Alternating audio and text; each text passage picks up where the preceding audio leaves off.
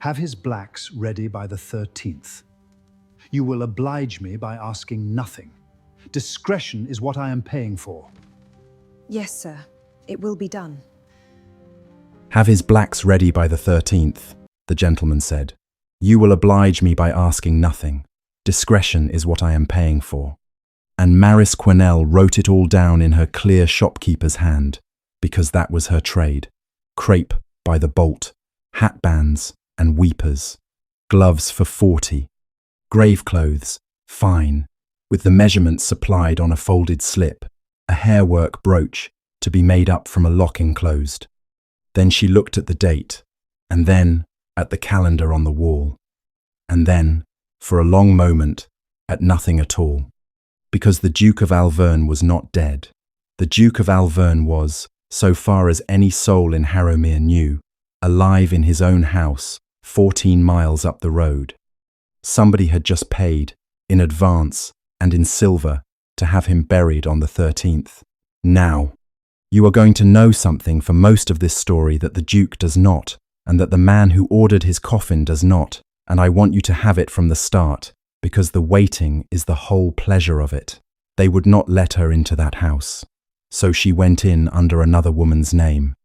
She stood 3 feet from him with pins in her mouth for 8 days, and measured him, and told him the truth, and let him call her by a name that was not hers. She got away with it for one reason only. Nobody in Harrowmere had ever once looked at her face. Settle in, get comfortable, and tell me in the comments where in the world you are listening from tonight. I do love to know how far these stories travel. Quennell's mourning warehouse stood on the narrow side of Sallow Row, between a saddler and a shuttered coffee house, with a bow window of black-painted frames and one gold line of lettering that had been repainted so many times it had gone soft at the edges. It had been her father's. She had been born over the workroom, had learned her letters on a billhead, and had taken the whole of it on at 9 and 20 when his chest gave out in a February. She was 39 now. She had fitted, by her own reckoning, something better than 400 women for the worst weeks of their lives. She knew the widths of half the county. She knew which farmer's wife had a scar under her collarbone and which alderman's daughter cried in a fitting room and asked her not to say. She had held more strangers by the elbow than the parson had, and always at the one moment when nobody else was permitted to touch them at all. And not one of them nodded to her in the street. Grief is intimate, and then it is over, and afterwards the intimacy is an embarrassment. Mrs. Fenimore, whom she had held upright through an entire fitting while the woman shook like a bird, crossed to the far pavement when she saw Marris coming, and studied the saddler's window with tremendous interest until she had gone by. Marris had not minded. She noted it the way she noted a hem coming down, and walked on, because the sign over her door might as well have said what the trade actually sold. Not crepe, not bombazine, discretion.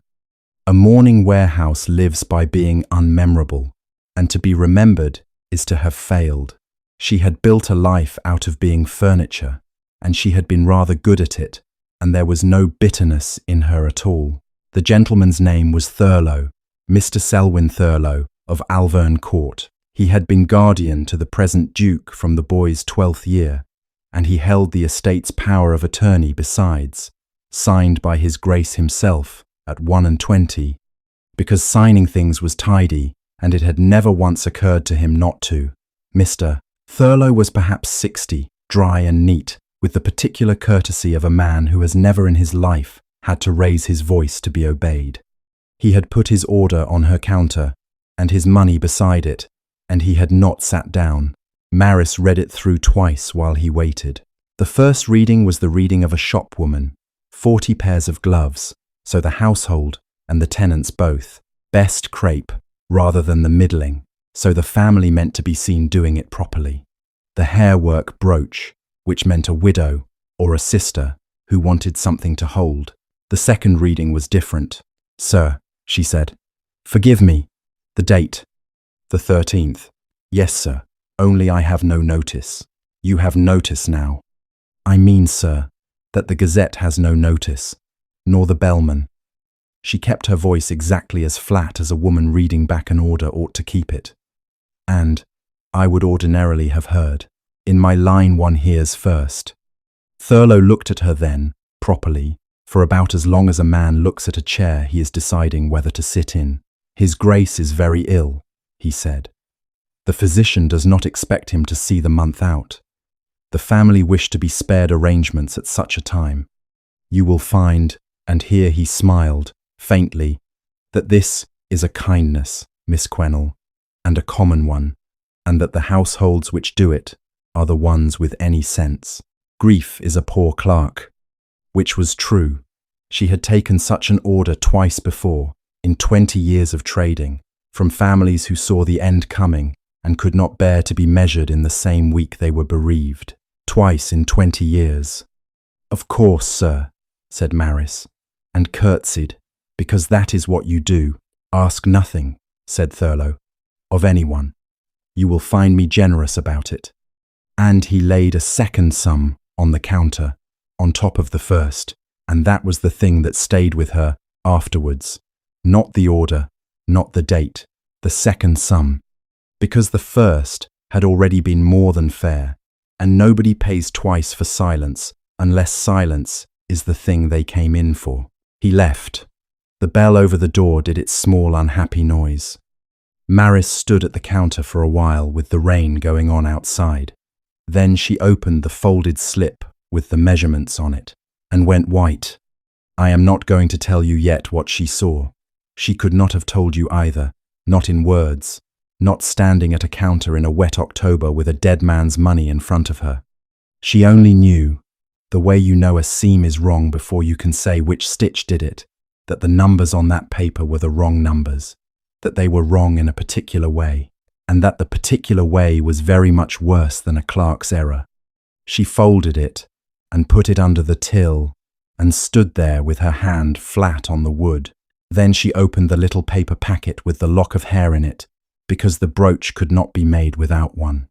The hair was brown and thick, and had a great deal of life in it. It was bound with waxed thread, fresh thread, the wax still tacky at the knot, and when she held it near the lamp it smelled, very faintly, of bergamot pomade. The dead are not pomaded. The dead do not need their hair dressed. That lock had come off the head of a living man who had sat still that morning and let somebody do it, and had probably been told it was for the barber's convenience. Marris Quennell laid it on the counter and put both hands on either side of it, and stood there for a long moment while the rain came down, sallow row. She was, she reflected, a shopwoman. She was 39 and unmarried and in trade, in a county where those three facts together entitled her opinion to precisely nothing. Her lease came up at Lady Day. She had 4 girls in the workroom whose wages came out of the custom of exactly the sort of family that Mr. Selwyn Thurlow could turn off her with a single remark at a single dinner table. If she spoke and she was wrong, she was finished, not ruined dramatically, finished quietly, which is worse, because there is no scene to point at afterwards.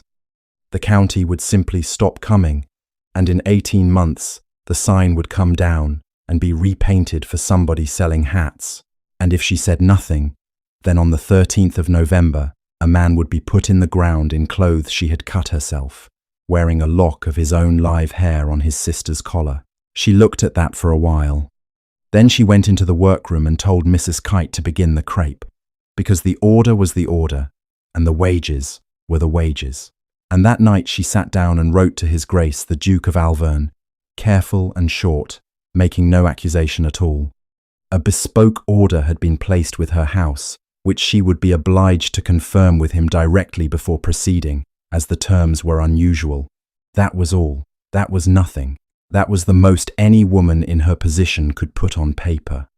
The letter came back on Thursday, unopened, the seal untouched, franked in a neat dry hand across the corner. Returned. His Grace is not receiving correspondence. S. Thurlow. So on Friday she hired a gig and went up to Alverne Court herself, 14 miles of wet road, and was kept standing in the stone passage by the still room door for 50 minutes, and then told by an upper servant she had never seen before in her life, that His Grace was not at home to tradespeople, and that any query might be addressed to Mr. Thurlow. She stood in the rain in the courtyard afterwards and looked up at the house. Every window on the south front had its shutters closed. In the middle of a Friday afternoon, Marris got back into the gig, and she was 3 miles down the road, wringing wet, doing sums about her lease, when she understood she had been going about it entirely the wrong way. She had been trying to get into that house as a petitioner. There was another way in, and it was in her own bag, signed and paid for. Somebody had to go up to Alverne Court and fit the household. The trouble was her name. Selwyn Thurlow had it on a returned letter in his own hand. The upper servant had it off her own lips in the stone passage.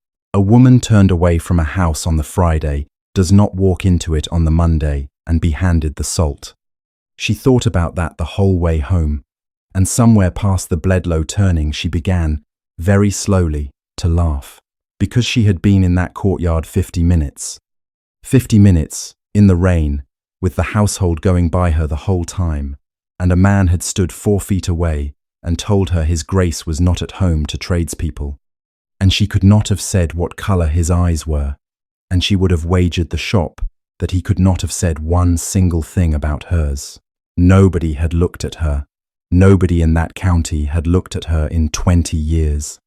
She had spent her entire working life being paid to be a thing you did not afterwards remember, and she had been very, very good at it, and it had never once in all that time occurred to her that it might be worth something.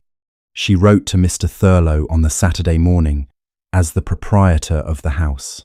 Miss Quennell could not be spared at such a distance with the shop as it was, but the family fittings might be taken at Alverne Court by her forewoman, a respectable widow of long standing, who would bring 2 girls and a handcart of stuff and be out of the way in the north corridor.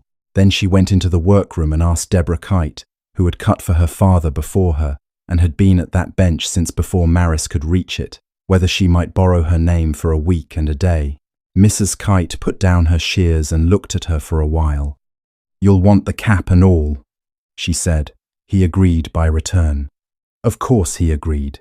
It was efficient, it was discreet, and a forewoman came cheaper than a proprietor. She arrived on the Monday in Deborah Kite's second-best cap and Deborah Kite's grey shawl with her own tape round her neck, and gave Deborah Kite's name at the door. The man who took it was the same upper servant who had turned her out of the stone passage on the Friday. He wrote Mrs. Kite in the book without once lifting his head, told her the schoolroom was on the 2nd floor, and went back to what he had been doing. That was all. That was the entire thing. She had lain awake 3 nights over, and it was finished before she had got her shawl off. Marris went up the back stairs with her heart going like a hare, and it was not until the 2nd landing that she understood she was not frightened at all. She was furious. 20 years, and here was the proof of it. A man could put her out of a house on the Friday and let her into it on the Monday and never once know he had done either. It was the 28th of October. She had 8 days in that house, and the order fell due on the 13th. They gave her the old schoolroom, which had a good north light and a smell of chalk and cold iron, and they sent the household up to her one at a time. Now, here is a thing Marris Quennell knew that Mr. Selwyn Thurlow did not, because he had never in his life stood still and let a woman put a tape round his ribs. People talk in a fitting. They talk because they are being touched by somebody who does not matter, which is the safest kind of touch there is. They talk because they are being kept still, and there is nothing to do with the mouth. They talk because half of them are already crying, and the other half are furious with themselves for not crying, and a fitting room is the only place in an English house where either is permitted. Marris had spent 20 years listening to people who did not know they were being listened to. She had 8 days, and she used every one of them. The first was Mrs. Alethea Sarah, the Duke's sister-in-law, widow of his elder brother, 7 years in that house. A soft, exhausted, decent woman of about 45, who apologized twice for her own arm. 2 inches from the ground for the hem, ma'am, or 3. 3 wears better on the stairs. Whichever is right, you will know. I have not the least idea what is right, and I am ashamed to say it. I did all this for my husband. and I remember nothing of it whatever. Nobody does, ma'am. That is what we are for. And then, into the quiet, while Marris was pinning. It is very hard not to be let see him. Marris's hands did not stop. That is the first thing they teach you. He does not care to be seen, ma'am. He was always proud. He was proud as a boy, when he had nothing yet to be proud of. A breath, Mr. Thurlow says, the sight of us distresses him and sets him back. And I dare say that is quite true. Only it has been 9 weeks.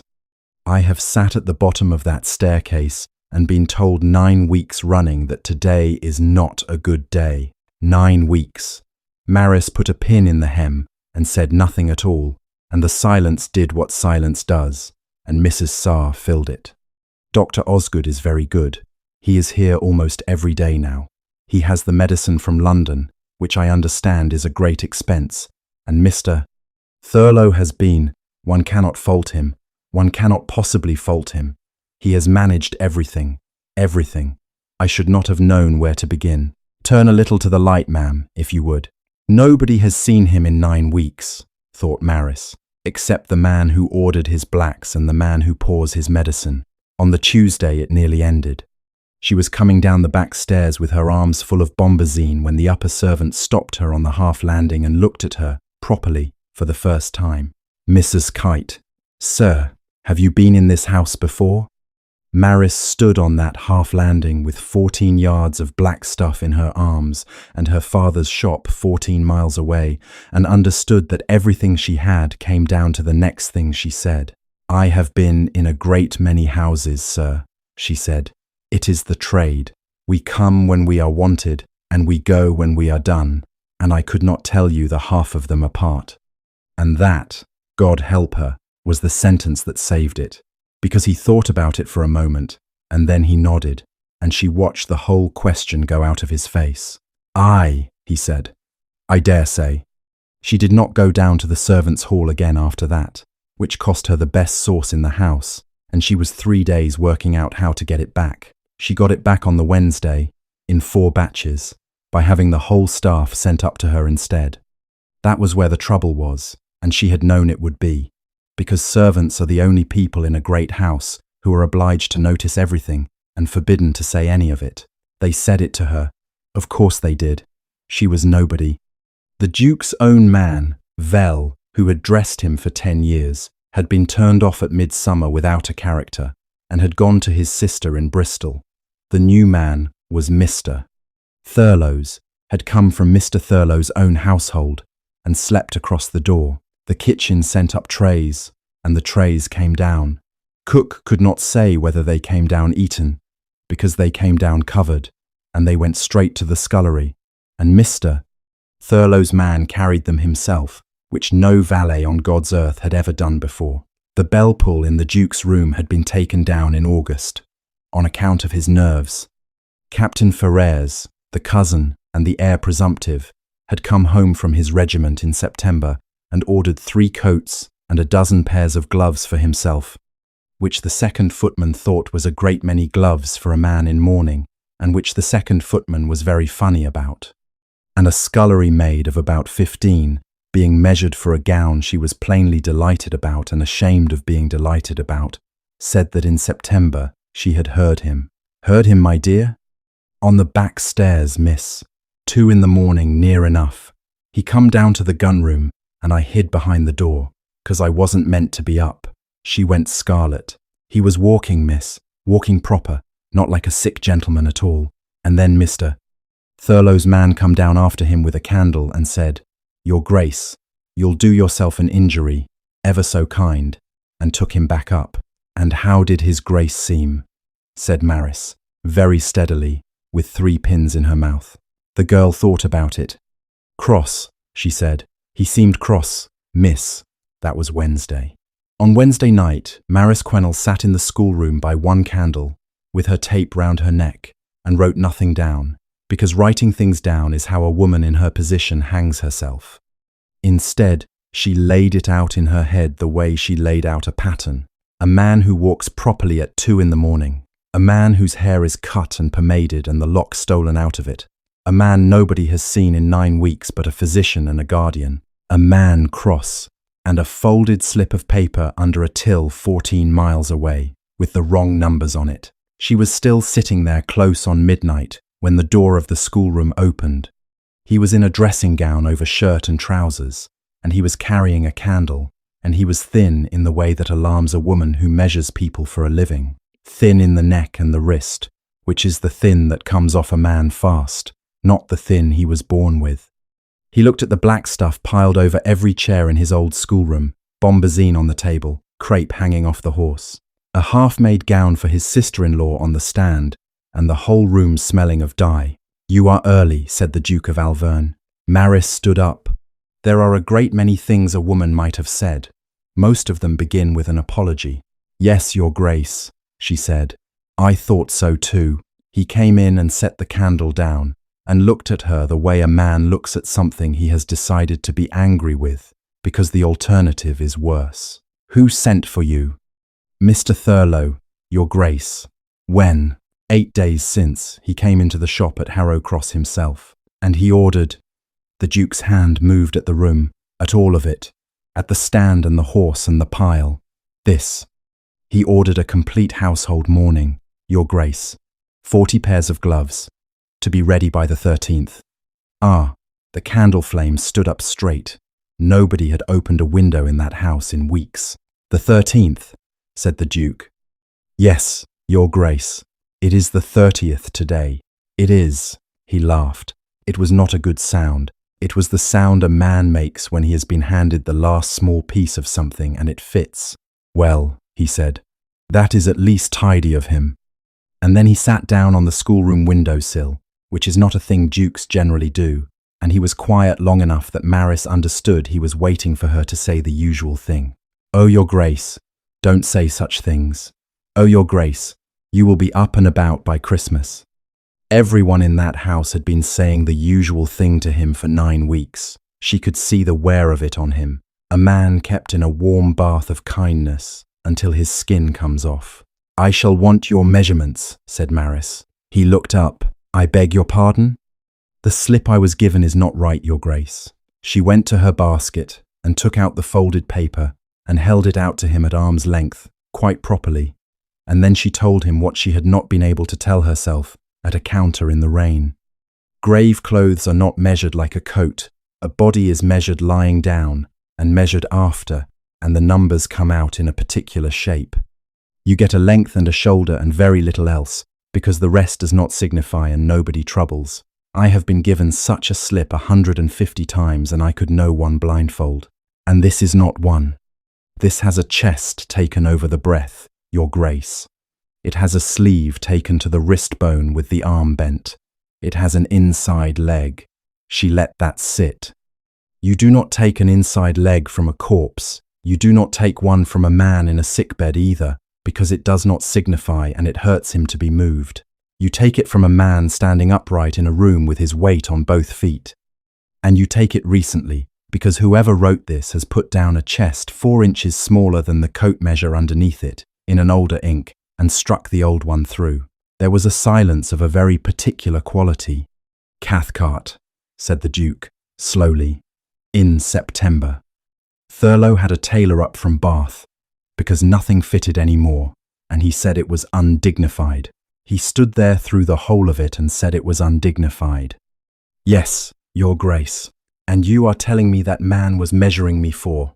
I am telling you the numbers on this slip are the numbers of a man who was standing." Marris folded the paper again. "I am not telling you anything else, because I do not know anything else, and I am a shopwoman, and it is not my place to guess, but I will not cut grave clothes off a measure I have not taken. My father would have come out of the ground for it.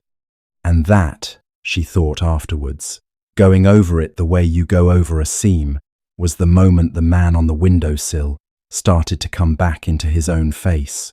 Get your tape, Missus. Kite, Your Grace." She had said it perhaps 30 times that week, and it had cost her nothing whatever. It cost her something now, and she could not have told you why. Kite. He stood up and took off the dressing gown and dropped it on the table over the bombazine. and he put his arms out from his sides, and he said, with an entirely straight face, "Measure me for my shroud, Mrs. Kite. I should hate to be buried badly." Now, no woman living could have measured that man for a coat, not in 100 years, not in that county, not if the house burned down around them. Tailoring is a man's trade, and an inside leg is a man's business, and any woman who reached for it would have been out of the door and out of the county by Michaelmas. But dressing the dead is women's work. It always has been. It is women who wash them, and women who lay them out, and women who close their eyes, and there is not a parish in England where it is otherwise. So a shroud was hers by right, in a way that a coat could never be, and that is how the Duke of Alverne came to stand in his own schoolroom at midnight with his arms out, being measured for his grave clothes by a woman who was lying to him about her name. She took the tape off her neck and did it exactly as she had done it 400 times. Neck, shoulder point to shoulder point. He was warm. That is the thing nobody tells you about the trade, that you spend 20 years learning to keep your hands steady on the cold ones, and nothing whatever prepares you for a body still doing its work under your fingers. The pulse in it, the small shift when he breathed. She thought, with great clarity and no expression at all, "You are going to remember this for a very long time," and he is not, because he thinks your name is Kite. Chest, if you please, your grace. Out and in, and she wrote 38. 38, said the Duke. It was 42 in June. Yes, your grace. Say the rest. The rest is that you have lost it off the top and not off the middle. She moved his wrist with 2 fingers. A man wasting from a disease goes at the waist first and the arms last. You have gone at the neck and the shoulders, and your waist is very near what it was. That is not wasting, your grace. That is a man who is not eating. I eat perfectly well. Do you eat anything you have not been handed? The tape went slack in her fingers because he had stopped moving. Arm down, your grace, she said, after a moment. I have what I need. He put his arm down. You have not once, he said, in a quarter of an hour told me that I look well. No, your grace. Why not? Because you do not, said Marris.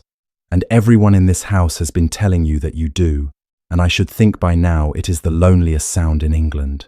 The candle burned. Somewhere below them a clock did the half hour. Come back tomorrow night, said the Duke of Alverne.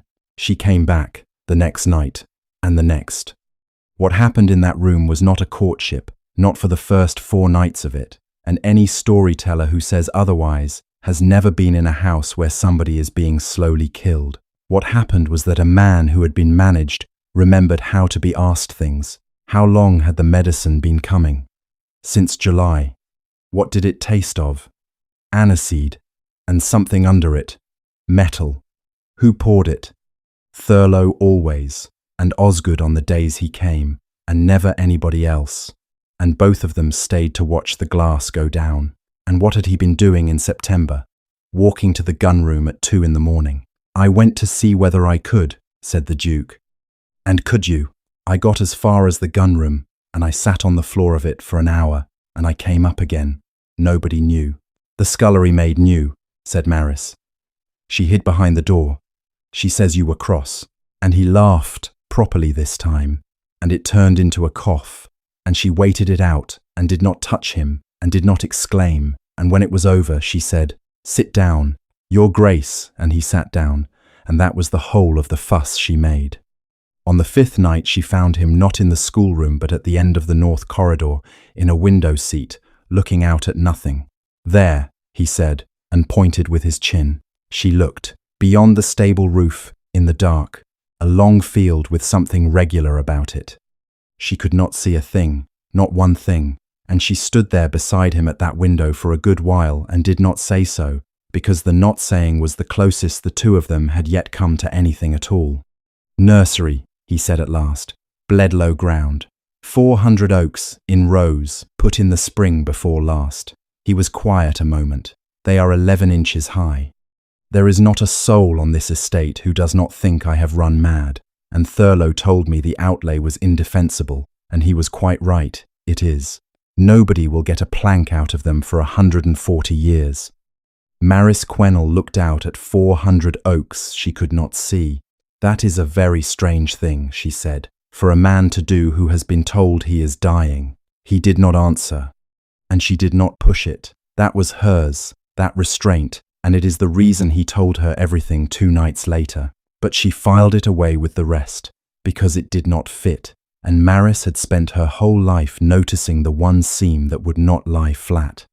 A man who plants 400 oaks is a man doing something with his hands about a fear he cannot say out loud. On the 8th day, Mr. Selwyn Thurlow came up to the schoolroom.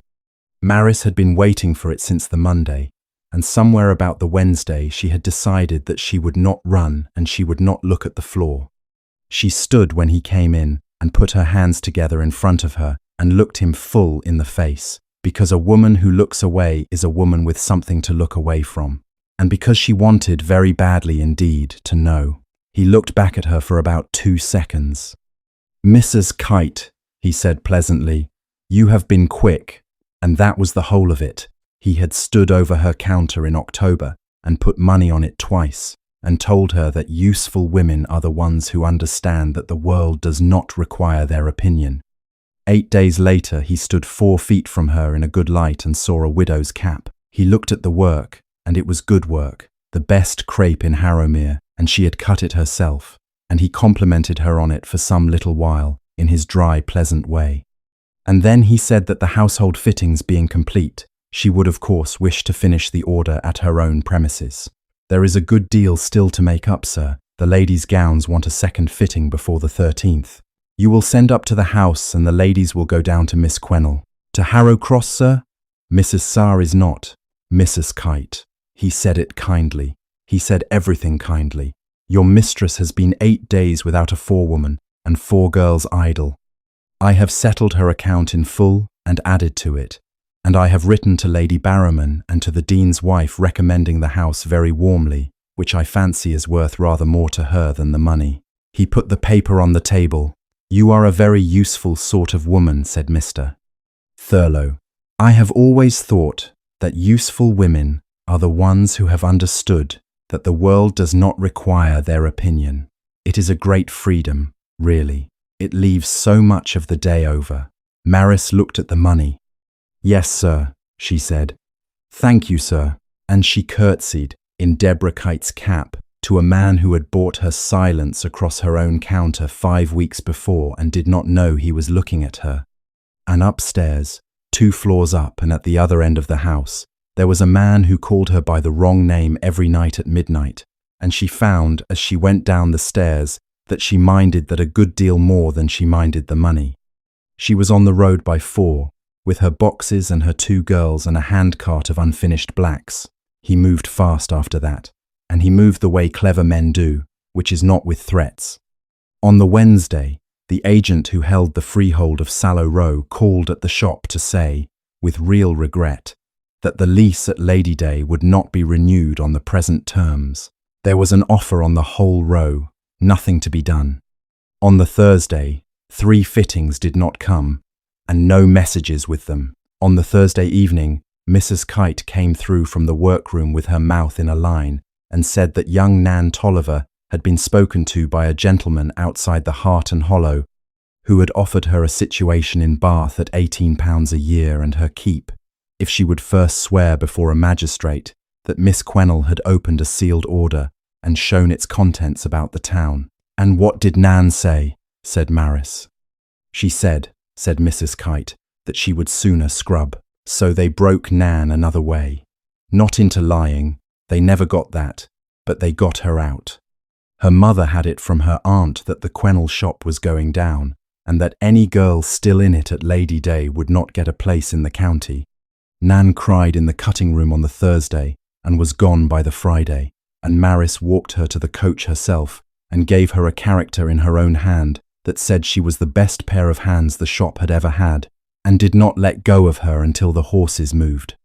Then she went back and sat in the empty cutting room. 18 years, 4 girls, her father's sign, and a man 14 miles away with 8 days of it left.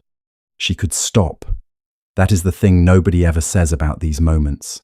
She could stop, easily, at any point, and nothing whatever would have happened to her.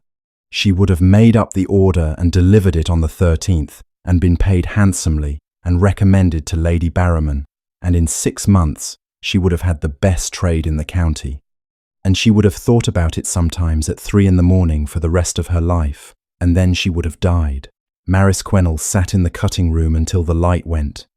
Then she got up and did the only thing she was actually good at, which was not courage and was not cleverness. It was her trade. 20 years of it. 400 griefs. She went into the back and pulled out the pattern drawer. Because she had been carrying something about with her since the schoolroom, and she had not been able to put a name to it. Waxed thread, bound 3 turns, knotted at the cut end. She had seen that before. Not lately. Somewhere a long way back, in this room, on this floor, and it had meant nothing at the time, and it had never once left her. A mourning warehouse does not keep only patterns. It keeps the jeweller's cards. Hairwork is not made on the premises. Nobody does it on the premises. It goes out to a man in Birmingham who plats and sets it, and every commission goes with a card, and the card comes back with the piece, and the cards are kept because the families come back in 10 years wanting the fellow to it. She found the card for Thurlow's brooch, sent out 3 weeks ago. Jeweller's mark, pattern number, and the way the lock had come in, bound with wax thread, 3 turns, knotted at the cut end. Then she went further back in the drawer. 12 years.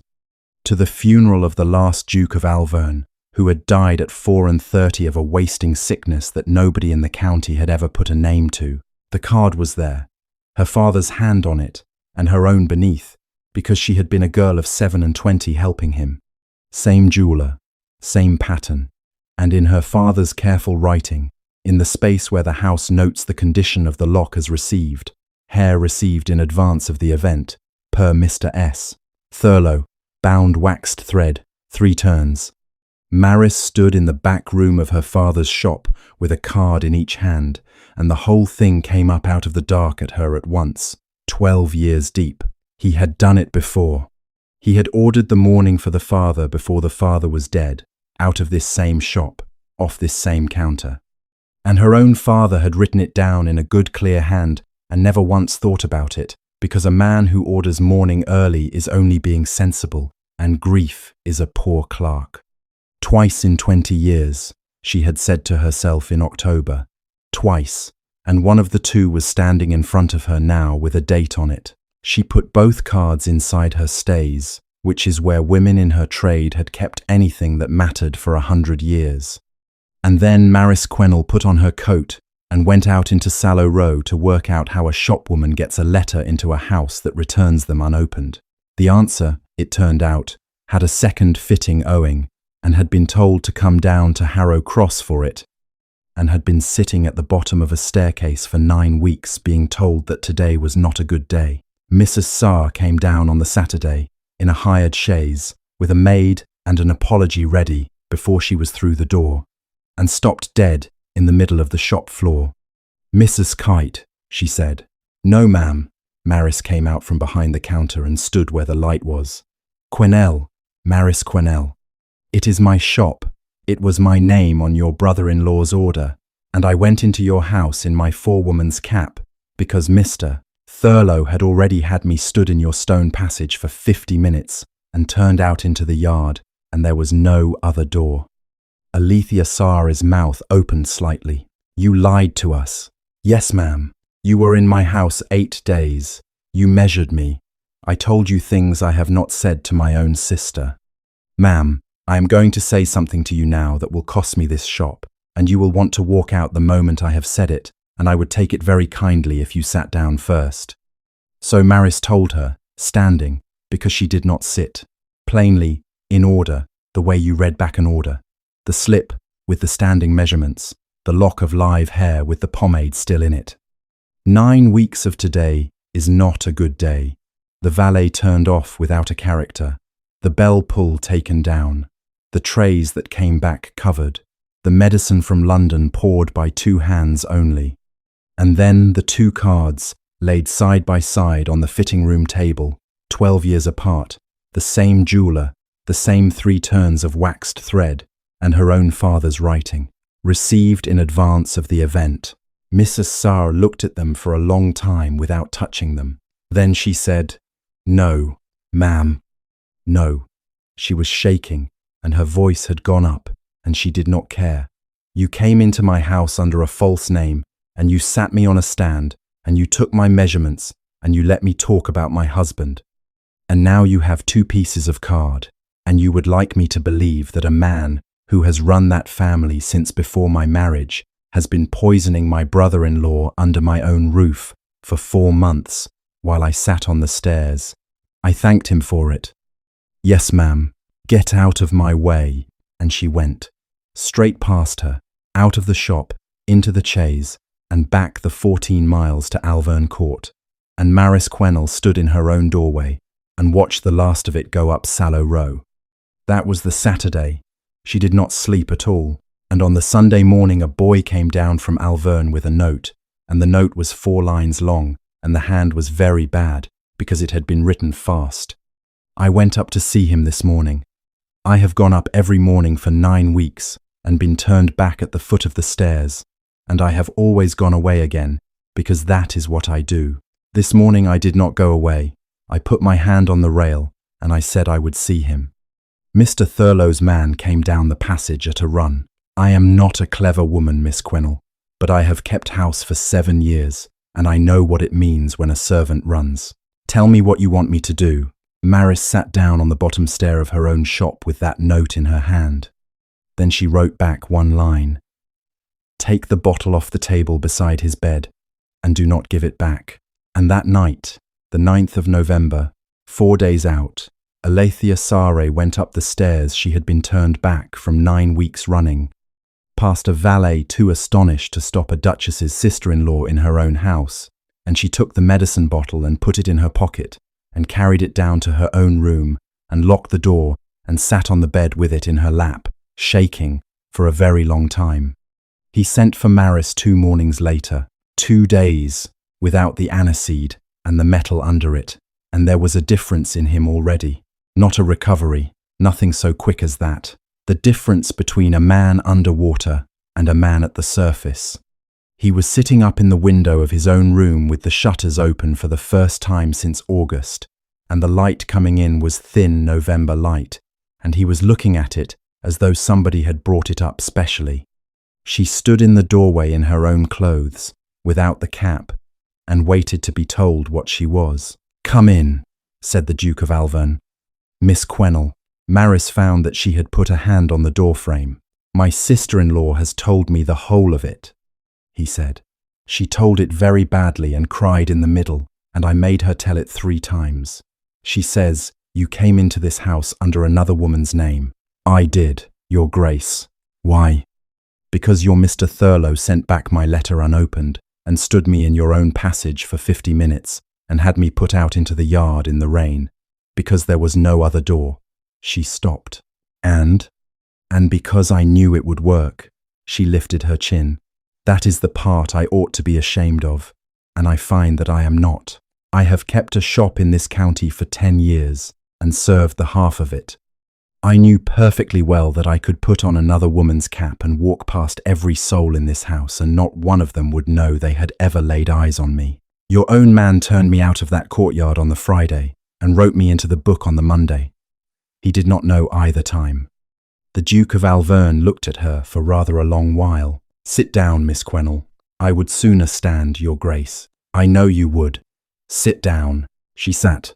"Now you will tell me the part she left out," he said. "Which is what it has cost you. That is not. It is exactly to the purpose. Answer me." "Ah."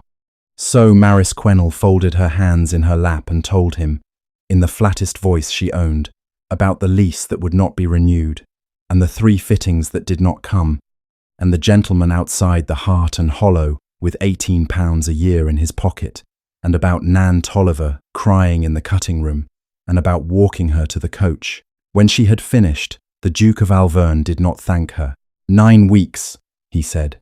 I have had this house full of people being very good to me. My sister-in-law wept on the stairs. Osgood held my wrist twice a day and told me I was a brave fellow. Ferrers came home from his regiment to sit at the foot of the bed and read me the racing. Thurlow sat with me every evening of my life and told me my affairs were in order and I was not to trouble myself. Not one of them. He stopped and started again, level and very quiet. You were in this house 8 days under a name that was not yours, Miss Quennell, and you are the only one of them who looked at me instead of at the date. Marris did not answer. There was nothing to answer. Do you know what I have wanted for 9 weeks? Somebody to be rude to me. I have been extremely rude to you, Your Grace. You have been the only honest thing in this house, Miss Quennell. He said it again a moment later, for no reason at all, passing her the glass. That was the whole of it. And then a third time, and she understood that he was doing it on purpose, and that a man who had been given a name 2 hours ago had decided to use it until it stuck. And that was when she had to look away, because she had been holding a great deal together for a fortnight, and she had not expected the thing that undid her to be a man saying her own name over a glass of water. Your Grace, she said, when she could, may I ask you something that is not my business? Ask. Why did you plant 400 oaks? He was quiet so long that she thought she had gone too far. Then he told her, my father died at 34, said the Duke of Alverne, his brother at 33, off a horse, which everybody counts, though I never have, my grandfather at 41. I was 12 when my father went, and I remember the whole of it. I remember being brought in to see him, and I remember that he had gone very small.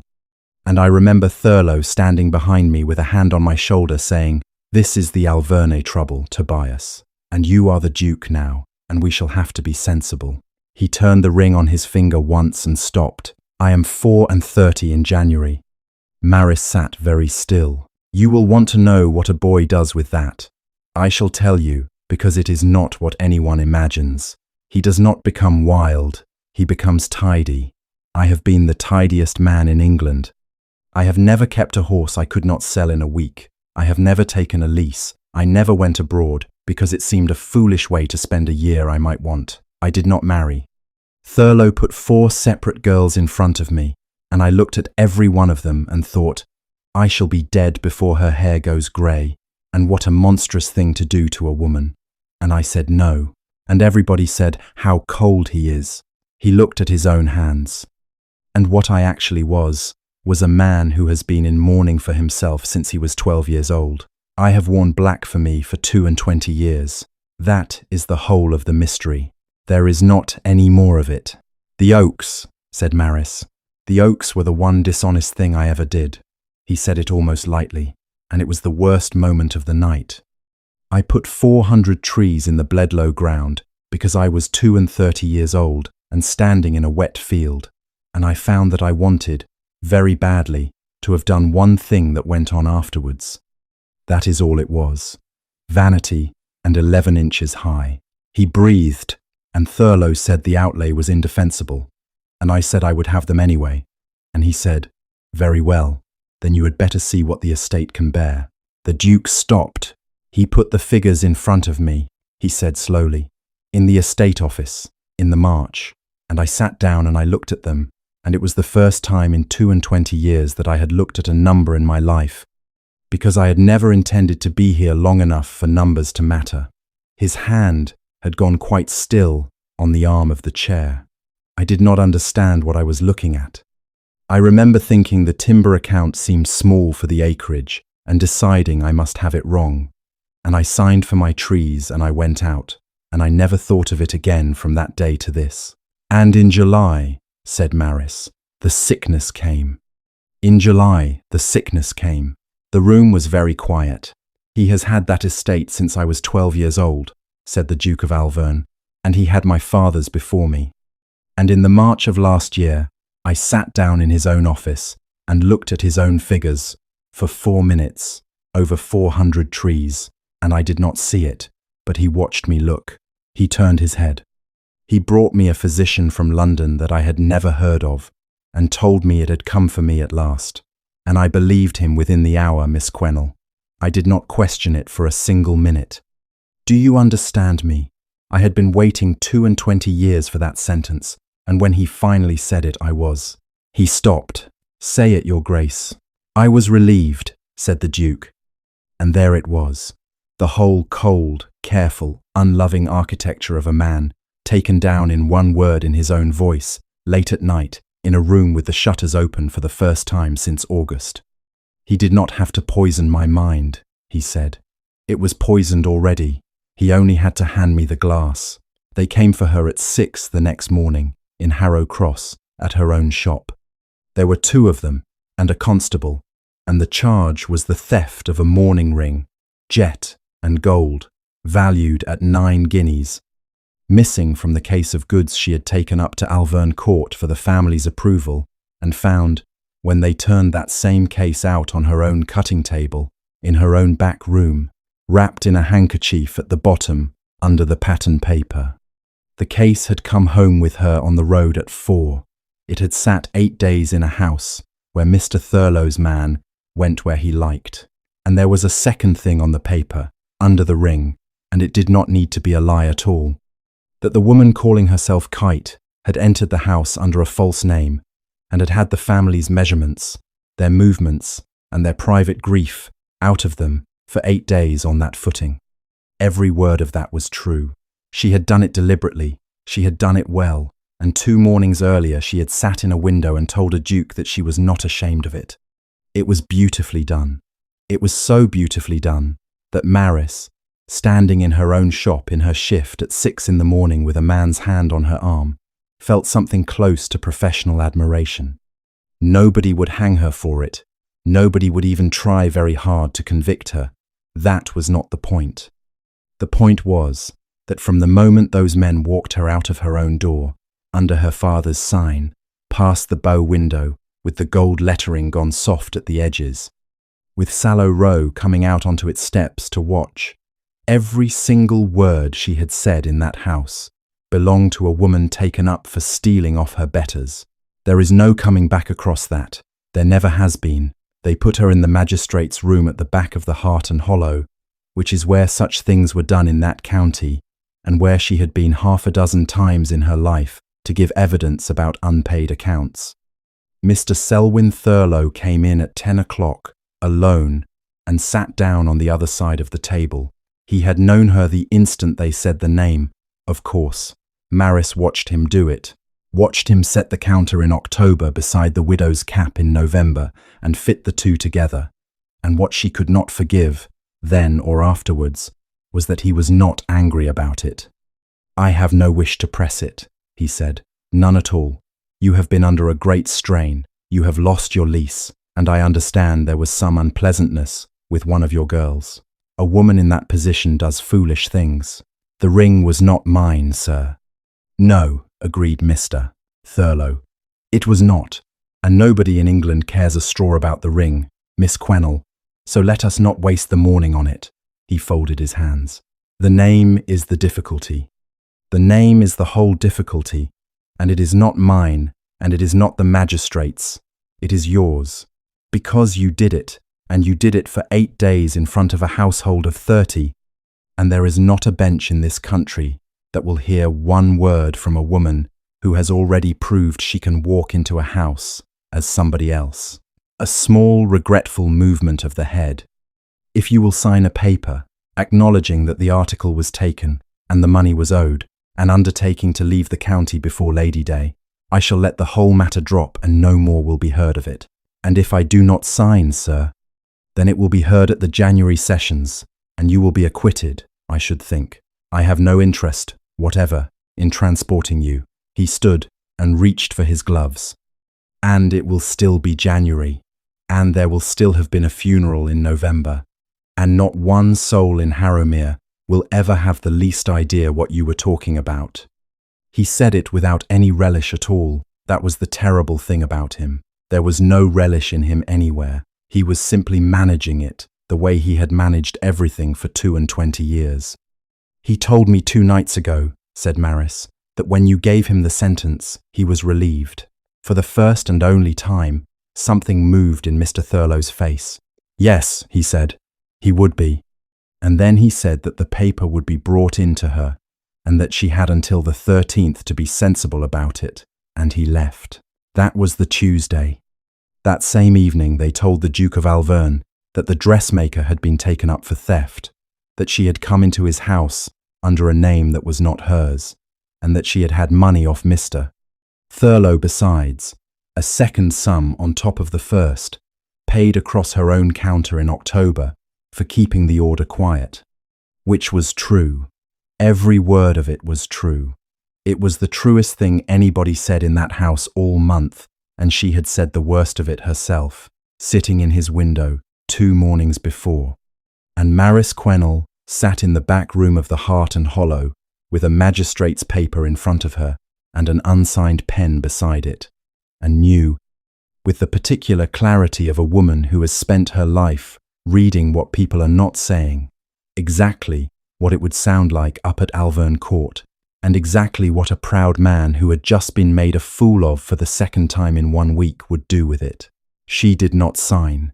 She sat there through that night and the whole of the next day, and she did not sign. And on the morning of the 13th of November she heard, through the wall, the bells of Harrow Cross begin.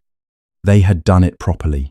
Nobody could ever say afterwards that Selwyn Thurlow had not done it properly.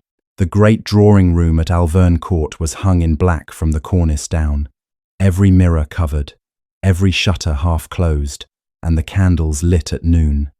40 pairs of gloves and best crepe and not one thread of it middling. Marris's own work, cut on her own table, every stitch, and the county in it, Lady Barrowman, the Dean's wife, 4 magistrates, 7 farmers, the whole of the Alverne tenantry standing at the back with their hats in their hands, and Captain Rowan Ferrers near the front in 3 coats and a dozen pairs of gloves, arranging his face, because his Grace was not expected to see the night out, and Mr. Thurlow had thought it right that the family and the county should be gathered, and there was a will to be proved, and it was all very sad and very well arranged. They opened the doors at 12:15 to let the last of the tenants in, and Marris Quennell walked through them in dove grey. She had exactly 1 good gown that was not black. She had made it 4 years ago and worn it twice. She came up the whole length of that room, a shopwoman, in colour, at a death watch, and there was not a soul in it who did not turn. Mrs. Alethea Sare stood up. "Mr. Thurlow," she said, into a silence you could have cut a gown out of, "I have asked Miss Quennell to speak." "Mrs. Sarah." "I have asked her to speak," said Alethea Sare, and her voice was shaking, and she went on anyway. "In my husband's brother's house, before all these people, and I will hear her, and so will you." Somebody near the back said, quite distinctly, "That is the kite woman," and somebody else said, "No, it is not." And Marris walked the length of that room to the table where the will was lying, and turned round, and gave the county her name. "Marris Quennell," she said, "I have kept the shop on Sallow Row for 10 years. I have fitted 140 of you standing in this room, for your mothers and your husbands. And last month I came into this house in my forewoman's cap and called myself Kite, and you may all make of that precisely what you like." She let it sit. "I did it because I knew it would work," said Marris Quennell. "I have stood in front of most of you with pins in my mouth for 20 years, and not one of you has ever once looked at my face. Nobody in the room said anything at all." She did not raise her voice. She had never in her life raised her voice, and she was not going to begin in front of the Dean's wife. She put down the 2 jewellers' cards. "That one was written by my father's hand in October, 12 years ago, for the mourning of the late Duke. That one is mine, from 4 weeks ago, for the mourning of this one. Both are for hairwork brooches. Both note the lock received in advance of the death. Both note it bound in waxed thread, 3 turns, knotted at the cut end." She set her hand flat on them. "That is a habit. Men have habits. It is how we tell one gentleman's order from another's in my trade, and it is why the cards are kept." Then she took the brooch out of her pocket, jet and plaited brown hair under glass, come back from Birmingham the week before, finished and beautiful, and she held it up in her open palm so the candles caught it. "This is the Duke of Alverne's hair. It was cut off a living man in September and sent to me in a paper with the pomade still in it, because the dead are not pomaded. and I was paid twice over to ask nothing about it, and I have the second payment written in my own book, and I will swear to all of it at any sessions in England." The room made a noise, and Mr. Selwyn Thurlow, who had stood perfectly still throughout with his hands folded, waiting for her to finish the way a man waits out a shower, said, in his dry, reasonable voice, to the room and not to her, "This is a woman who entered this house under a false name and was taken up for theft yesterday morning, who has lost her lease and her people, and who has come here to be revenged upon the household that found her out. She has just told you the first part herself. I am very sorry for her. I have been sorry for her from the beginning." He turned his head slightly. "Miss Quennell, I gave you money to be discreet, because a dying man's affairs are not the property of a market town. You have made me a poor return for it, but I do not blame you. I have never expected a shop to understand the difference between a confidence and a secret." And there it was, out of his own mouth, in front of 7 farmers and 4 magistrates, that he had paid, twice, in advance, in October, for a death nobody had announced. Marris saw the room hear it. She watched it go through them like a draught under a door. She did not say a word. She had learned 20 years ago that when a gentleman has just convicted himself in front of the dean's wife, the very worst thing a shopwoman can do is point it out. "Mr. Thurlow," said Lady Barrowman, into the quiet, "when did you order the mourning?" Thurlow opened his mouth, and Mrs. Alethea Sarr walked forward and put a bottle on the table beside the 2 cards. It was a small brown bottle, 3 parts empty, with a London label on it. "Dr. Osgood," she said. Everybody in that room turned to look at the physician, who was standing by the fire in very good black, and who had not until that moment been asked anything at all. "Dr. Osgood, you have given my husband's brother 2 spoonfuls of this every morning since July. You have poured it yourself on the days you came, and stayed to see the glass go down, and you have told this family the whole time that it was doing him good." Her voice had stopped shaking somewhere in the middle of that sentence, and it did not start again. "There is no man in England who can tell us what is in it. I know that. Mr. Thurlow knows it too, and I imagine that is rather the point of it." She pushed the bottle an inch across the table towards him. "So we shall do it the other way," said Alethea Sarr. "Take one." Nobody moved. The candles went on burning, at noon, in a room hung in black, and 40 people stood absolutely still and watched a physician look at a bottle. "Take one, sir," said Alethea Sarr, and Dr. Nim Osgood took 1 step back from the table. That was all. He did not say anything. He simply took 1 step back, in front of the dean's wife and 4 magistrates and the whole of the Alverne tenantry, away from a medicine he had been feeding a duke for 4 months. And the door at the far end of the drawing room opened, and the Duke of Alverne came in on his own 2 feet. He was thin, and he was grey, and he was holding the doorframe with 1 hand, and he had put on a black coat with no crape on it whatsoever, which every single person in that room understood perfectly, because it is the one thing a man wears when he is not in mourning for anybody. 40 people stood up. He came down the length of that room slowly, and it cost him, and he did not stop until he was standing in front of Marris Quennell in her dove-grey gown. "Miss Quennell, I was told yesterday that you had taken money from that man to keep quiet, and that you had come into my house as somebody else. I did both, your grace." "Yes, so I understand." He looked at her. "And on the same day I was told that you would not sign his paper, though you had only to sign it and be gone. And you have sat in the back of a public house since yesterday morning refusing it, while my bells were rung." He turned round and spoke to the county. 22 years ago that gentleman put his hand on my shoulder and told me I was going to die young.